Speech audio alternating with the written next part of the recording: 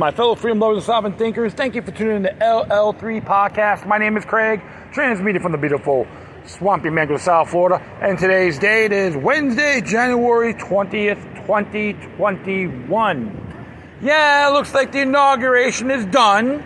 I haven't really seen it. It was so laughable. It looks like the Queen's monarch. People walking in, they open up the doors like there's some all high and mighty. And you get all the globalist stooges in there as well, from the House, from the legislation, the judicial, and of course former presidents. I didn't even care. And people talking about Lady Gaga was there and J-Lo. Yep, the corporate music industry trying to get to all the young people attracted to the clowns in power. Yes, I do see clowns in power. Her conformity 101. And everyone is so excited, even on Facebook, all the keyboard warrior political experts with their deceptive rhetoric think it's so good. Some people still caught in the mainstream media. Got tears in my eyes.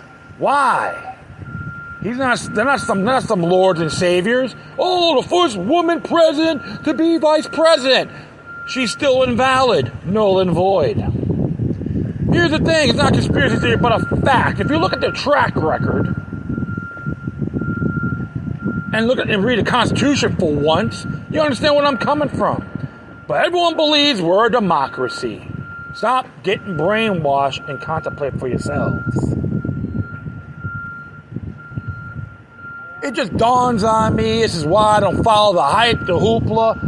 Actually, I did post a couple of comments on the Sun Sentinel, GIF, toast to the New World Order. A couple of cows with their milk jugs, milk glasses, to toast to the New World Order. That's what benefits the most. Yeah, Communist China, their agent, Joe Biden's the agent of the Communist China, and of course, Kamala Harris is has communist attributes too. But remember, the ones who pull on the strings, the oligarchs, they're controlling everybody. And I've listened to seen the farewell address, and I've seen his farewell speech at the airport, at the Air Force Base, Donald Trump. And, he has some, pros and good and bad. Don't get me wrong. People realize I do have criticism towards President Trump on his actions. Okay? Stuff he signs, bundle amendments, big spending. That's not a real good economy, with all due respect. When you have great, huge debt, it is not a healthy republic. And now with Biden, of course, Kamala Harris is a big-time spender herself. That's going to be exceptional. Because you got rid of one person, everyone's jumping for joy. Give me a break. You failed civics. You're not paying attention. Failed to do your homework. Or here's piss poor excuses. As citizens, we all got to take responsibility for our actions, including yours truly. But the whole thing is this. Maybe new dawn's coming. Maybe a rough ride for many of us. But they're going to be expect them to use Jim Crow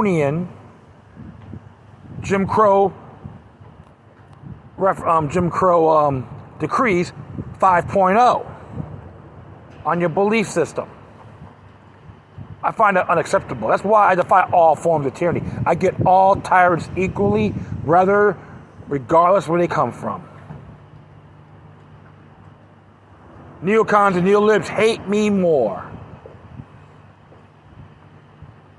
That what maybe you could chew at. I don't get infuriated. I get inspired. I don't use animosity or malice, but address it with honor and good faith. Called sticking to your principles. Beautiful day out here in Fort Lauderdale. I got some people washing their boats, and it's pretty cool. They know me here. Love thy neighbor, yeah? They're my neighbors here, so no contempt for them whatsoever. Never fall for the hype, folks.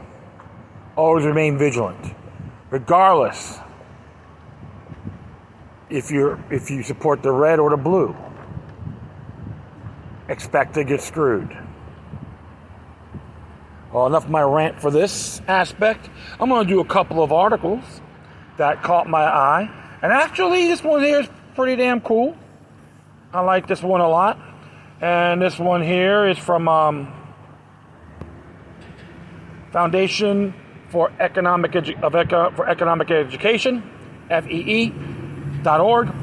And this one here came out today. Calvin Coolidge's inaugural address warned the dangers of legalized larceny. Calvin Coolidge understood that if government can do something for you, it's only because it can do something to you. This is what Lawrence Reed has to say. In accordance with a long-standing custom, Joe Biden's first act upon being sworn in as the 46th U.S. president will be to deliver an inaugural address. It will likely be longer than the shortest one. George Washington's 135-word speech in 1793, but mercifully shorter than the longest ones. And I haven't, let folks know, I haven't really seen Joe Biden's speech, so I can't really make that judgment. But I'm gonna have to watch it. Okay, but mercifully shorter than the longest one, which is William Henry Harrison's 2-hour, 8,450 word sleeper in 1841. That's a good one. Sorry about that. Most inaugural speeches are fully forgotten by every now and then. A president coins a memorable term or utters an enduring phrase for the ages. FDR's "We have nothing to fear but fear itself." John Kennedy's "Ask not what your country can do for you. Ask what you can do for your country." And Ronald Reagan's "Government is not the solution to our problem. Government is the problem." Come to mind. Biden is not known for such eloquence. We will find out if his speechwriters are. In any event, he will deserve a pat on the back if his address is half as good as that of a previous president who wrote his own speeches. That will be our 30th, Calvin Coolidge, whose inaugural address on March 4th, 1925, was both profound and substantive. History teaches endless lessons whether people want to hear them or not. Its pages instruct us painfully that the two greatest dangers from government are mission creep and creeps on a mission. The last thing you would ever hear from lips of Calvin Coolidge were arrogant pretensions to knowledge or grand plans to fundamentally transform America. He was smart enough to know what his job was: to preserve, protect, and defend the Constitution, not to ignore it, shred it, or rewrite it. Coolidge's appreciation of history and human nature tempered any illusions about the government power he ever had. In a political leader, that's a superlative quality and a humbling one. It is often swept aside by lesser politicians, the creeps on a mission, who let the monument go to their heads. Our 30th president understood that if government can do something for you, it is only because it can do something to you. That it can get bigger only if you get smaller. Okay, folks? Think about that. Where we're at right now. Okay, something to contemplate there. I'll proceed. On that chilling March day in 1925, Coolidge noted America's achievements at the same time that he acknowledged that he had sprung from a bedrock of principles. And what I had to say here: we cannot continue these brilliant successes in the future unless we continue to learn from the past. It is necessary to keep the former experiences of our country both at home and abroad continually before us. If we are to have any science or of government, if we wish to erect new structures, we must have a definite knowledge of the old foundations. We must realize that human nature is about the most constant thing. in the universe, and that the essentials of human relationship do not change. We must frequently take our bearings from these fixed stars of our political firmament if we expect to hold a true course. We know that Coolidge's principles were because he repeated them throughout his public life. Respect for the Constitution. Without it, we are at the mercy of whim and power lust. The respect for the highest authority, by which he meant the Creator, not a self-anointed elite or congressional committee. Respect for the individual, especially his freedom to exercise his abilities and uniqueness in peaceful trade and service to fellow citizens, long before the Austrian economics F.A. Hayek noted that the more the state plans, the more difficult planning becomes for the individual. Coolidge knew it in his gut. To be an American was to love free people, not the state. He cautioned us. We believe that we can best serve our own country and most successfully discharge our obligations to humanity by continuing to be openly and candidly, intensely and scrupulously American. If we have any heritage, has been that. If we have any destiny, we found it that in that direction. But we wish to continue to be distinctively American. We must continue to make that term comprehensive enough to embrace legitimate desires of a civilized and enlightened people determined in all their relations to pursue a conscientious and religious life. We cannot permit ourselves to be narrowed and dwarfed by slogans and phrases. In progressive, nanny state fashion, Biden will probably tell us he cares for us, and that he seeks to help us, that he has a laundry list of proposed spending to prove that he cares and wants to help. Calvin Coolidge also cared for people and wanted to help them. But to him, that meant respecting their rights and property. Americans, he declared. Hey, a couple of doggies here. Hello. Hello, how you doing? Good, thanks. Yeah, it's all well and good. Good. All right. So it says here, Americans, he declared, are opposed to waste. They know that extravagance lengthens the hours and diminishes the reward of their labor.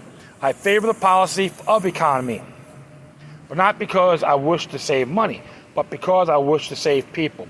The men and women of this country who toil are the ones who bear the cost of the government. Every dollar that we carelessly waste means that their life will be so much the more meager. Every dollar that we prudently save means that their life will be so much more abundant. Economy is idealism in its most practical form. Amid record budget deficits and unconscionable debt, perhaps Biden will muster the courage to tell us the till is empty and it's time to get real about spending. Maybe he will value the lessons of the past as Coolidge did and tell us that fiscal insanity is the path to bankruptcy and tyranny. What are the chances? The, quote, progressives, unquote, in the audience would have a collective heart attack, but I would cheer if Biden repeated these words from Coolidge's inaugural. I don't know, I doubt he said this, folks. So, but I'll just have to review it myself. The wisest and soundest method of solving our tax problem is through economy. The collection of any taxes which are not absolutely required, which do not beyond reasonable doubt contribute to the public welfare. It is only a species of legalized larceny. Under this republic, the rewards of industry belong to those who earn them. The only constitutional tax is a tax which ministers to public necessity. The property of the county belongs to the people of the country. Property of the country belongs to the people of the country. Their title is absolute. They do not support any privileged class. They do not need to maintain great military forces. They ought not to be burdened with a great array of public employees. I am opposed to extremely high rates because they produce little or no revenue, because they are bad for the country, and finally, because they are wrong.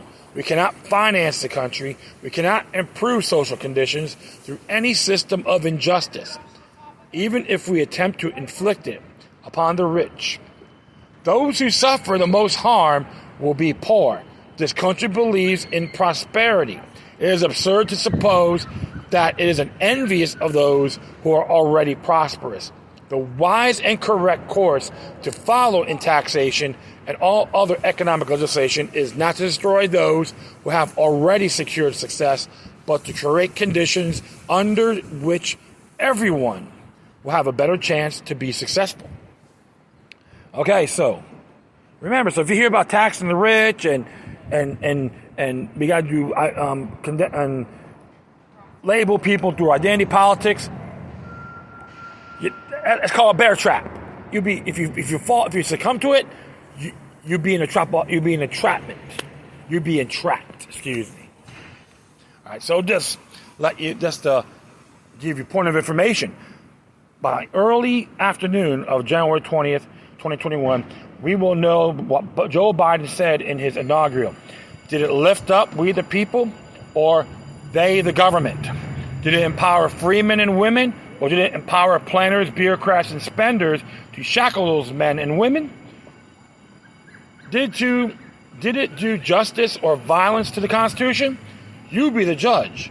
But personally, we'll be watching to see how Biden's words measure up of Calvin Coolidge. This is what it says here. Those who want their rights respected under the Constitution and the law ought to set example themselves of observing the Constitution and the law. Those who disregard the rules of society, are not exhibiting a superior intelligence, are not promoting freedom and independence, are not following the path of civilization, but are displaying the traits of ignorance or servitude, of savagery, and treading the way that leads back to the jungle. There's a food for thought there, folks. Calvin Coolidge. It's always good to know the past because it's today's greatest teacher. And even an individual like myself always learns something when I read. And to be very frank, I just didn't examine it thoroughly. I just like the title and took it from there. Now I gotta take the initiative on what President Biden has to say. I know in my heart, I won't be impressed. To be very frank, based on what's going on, his track record and Harris's, they're not my servants. Doesn't matter what they look like, what party they're in, but their merits. That's how I look at things. You got folks out there want to praise these individuals because they hate they hate the predecessor so much. That's being delusional.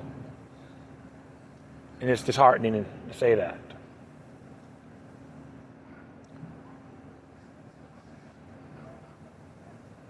But I'll say this.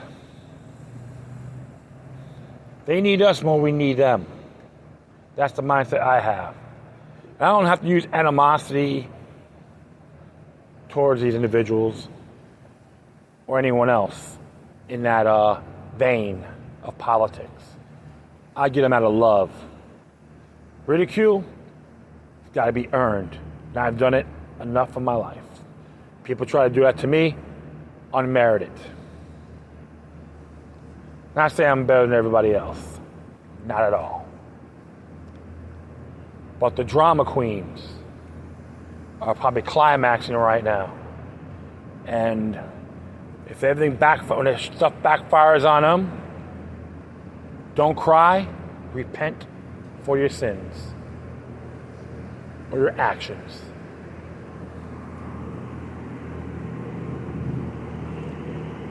Well, I'm gonna do one more here. It's in reference to the gun rights movement. They all consider people domestic terrorists. And of course, like I said in my last episode, I learned about this a little over 19 years when George W. Bush announced the war on terror at the State of the Union address around a week after the horrific event on September 11, 2001. And even, I saw all those booklets from the Homeland Security on extreme terrorism, right-wing terrorist groups. Gun owners considered in that category. People who practice Constitution, Ron Paul supporters, folks who are anti-New World Order, etc. But here's the thing.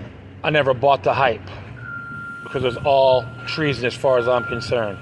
However, I'm going to read this here from 2AO.org. The gun rights movement is not violent. That's what Rob Pinnicus says. It came out yesterday. Neither violence nor advocacy through intimidation are condoned by leaders of the gun rights movement. On the eve of a presidential inauguration that will take place behind unprecedented security after a nation's Capitol building was attacked by a small band of violent and destructive rioters, we feel it is important to make this clear. Since the intrusion that temporarily interrupted the certification of the presidential election on January 6th, some journalists, media pundits, anti-gun activists, and even small number of elected officials have attempted to tie the gun rights movement to the reprehensible acts that led to deaths that day in fear of further violence this week.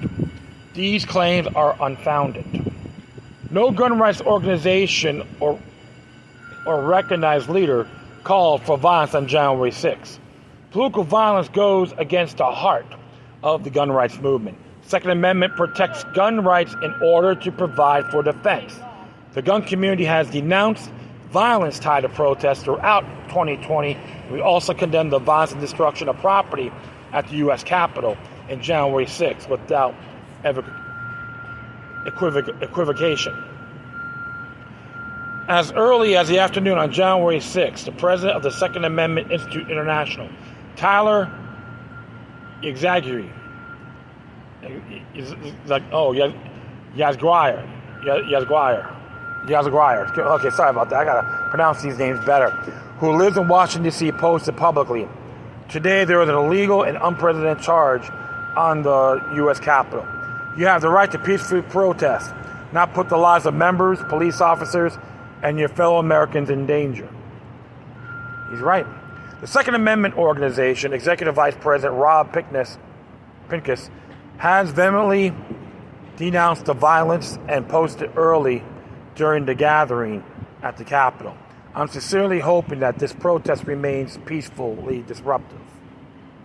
Alan Gallia, founder of the Second Amendment Foundation, stated that small band of becoming violent at the U.S. Capitol disturbed me greatly. The list of gun rights movements leaders who have shared similar thoughts is extensive. There are an estimate 100 million gun owners in the United States with over 400 million guns. Less than 1,000 rioters entered the U.S. Capitol, and not one of them fired a single shot. As David Yamain, a professor at Wake Forest who studies gun culture, observed in this rebuke of a recent article in The Atlantic attacking our movement. As easy as domestic terrorism is to commit, few gun owners turn to insurrectionist violence. It should be noted that there's only one political cause that unites all gun owners: gun rights. No action being undertaken that day at the Capitol was specifically related to gun rights.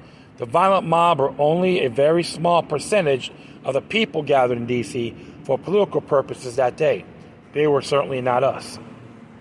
Members of every political party and position are gun owners in the U.S. organizations in our community who represent gun owners of various faiths, lifestyles, race, and interest. Every state has a gun rights organization representing its residents. Most have several. The Second Amendment protects the rights of all Americans regardless of political party, vote, or position on any issue.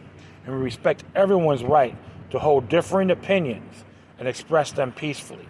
At this time of great division in our country, we call for unity amongst all gun owners in the fight to protect our gun rights in the future, regardless of who you voted for or how you feel about the 2020 election.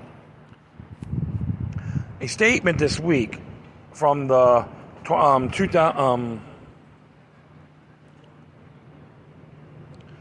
2A rally group, which held a peaceful 4-hour event at the U.S. Capitol in 2019 by working with the U.S. Capitol Police Special Events Division, included the following. Responsible gun owners know that violence is an act of a last resort, but not to be engaged in or out of anger or frustration. All gun owners should consider how their actions might negatively affect our movement.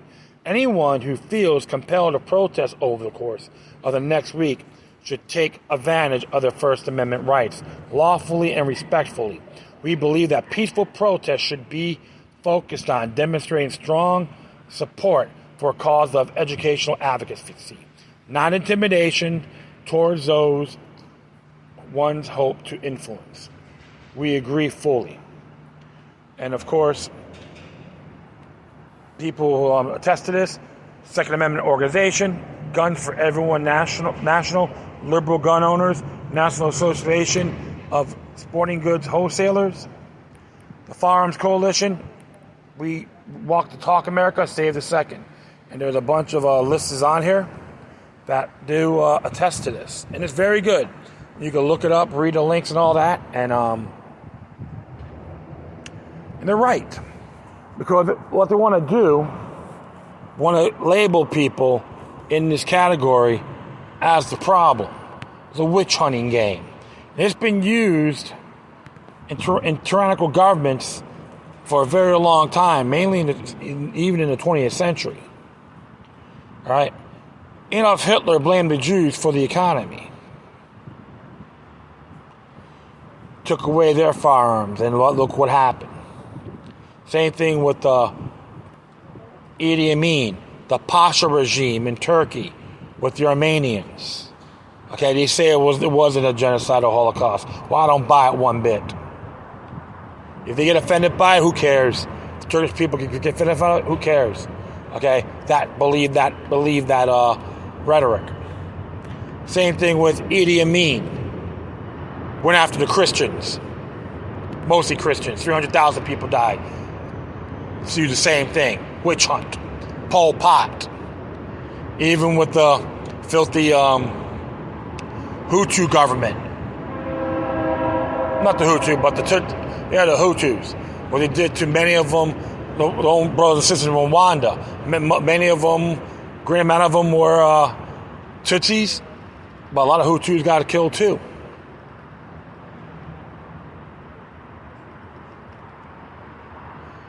So I'll tell you this, your executive orders is still going to be invalid. Any laws you pass is null and void. We got the 10th Amendment. We got including anti-commandeering doctrine.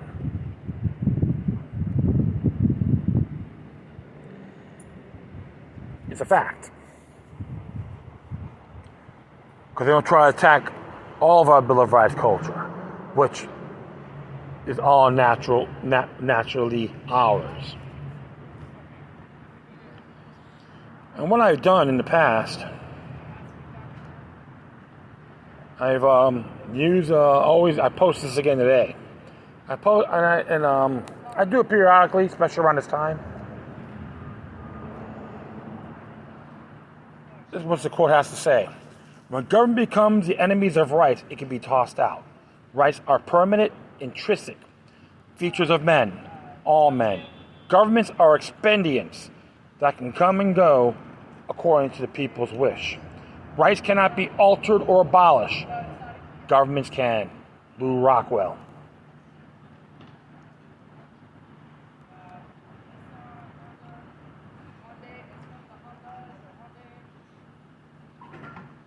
That's a fact, my friends. Profounded truth. All you gotta do is think about that. It's inherently ours. They're not gonna take away a damn thing. Because it's called a ripple effect. You take care of one group, the ones you cheered against, you can be next.